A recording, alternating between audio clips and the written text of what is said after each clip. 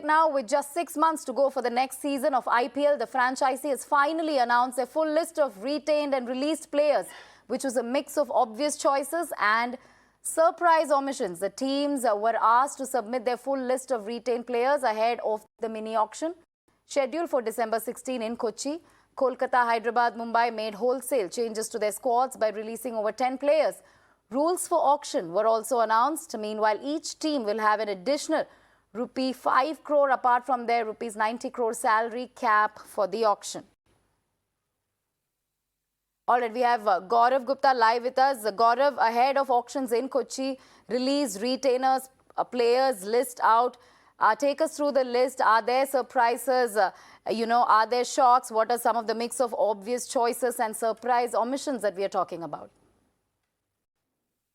Good afternoon to you and all our viewers. Actually, if you see, a lot of things that have happened have been along expected lines. A lot of these retentions and players who have been released have been along expected lines. I mean, when it came to Mumbai Indians, everybody was there was a huge school of thought that Kieron Pollard is past his best, and perhaps he would be put back auction pool by the Mumbai Indians. While that didn't happen exactly like that, he was sort of convinced that he from now on he would still continue to be in the franchisee as the batting coach, but he could not continue as a player because he looked well past his best in the last IPL. And then they released a few little known players who really hadn't made a mark or were not given made a mark or were not given a chance, in the last IPL. And then when you look at Sunrisers Hyderabad, I thought the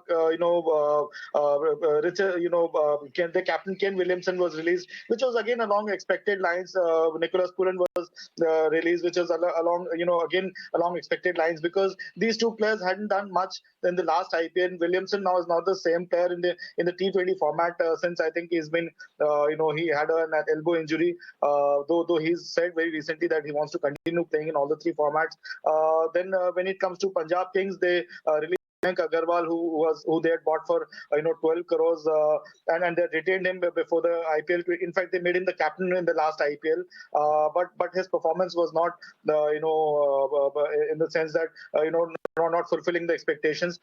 So there was always a chance that they would release him, and they're looking to build a new team under the new coach, Trevor Bayliss. So more or less, things were. I thought retaining Shah Rukh Khan was a surprise, a bit of a surprise, but then I think big hitters are scarce in India's domestic cricket. So Shah Rukh is somebody whom they place their faith in. The Delhi Capitals, I thought that was a bit of a surprise to me. But again, Shardul Thakur, they released Shardul Thakur, they traded Shardul Thakur with the Kolkata Knight Riders, which again was a bit expected if you look at it from their point of view, because Shardul Thakur, though he got paid 10.75 crores, didn't do much in the last IPL in terms of performance, both with bat and ball. He could have been, he can actually perform better, and then he was picked up by the Kolkata Knight Riders, who were clearly were looking for fast bowlers because they do not have Pat Cummins this season. For this season, Pat Cummins tweeted yesterday that he would not be able to come for the IPL next year because there's the Ashes and the World Cup in India later in the year. So they traded Lockie Ferguson with the Gujarat Titans, and that enabled the Gujarat Titans to have a bigger purse because of the fact that they let go of Lockie Ferguson. Although I was perhaps the one big surprise for me was in the build up to this last day of the trading window, in the sense that I was surprised at how come Gujarat Titans let go of Lockie Ferguson, who's actually an express fast bowler, bowls in excess of 150, and was, I thought, one of the key elements in key players in them lifting the trophy in their maiden season. So for me, that was a bit of a surprise that they let go of him. But then I'm sure they were looking to free up their purse and sort of infuse new players in this. So by and large, things have gone on expected lines. All right. So by and large, things have gone on expected lines. Gaurav Gupta, senior editor of Times of India, breaking down the list of retained and released players for us. Thank you, Gaurav, for all those details.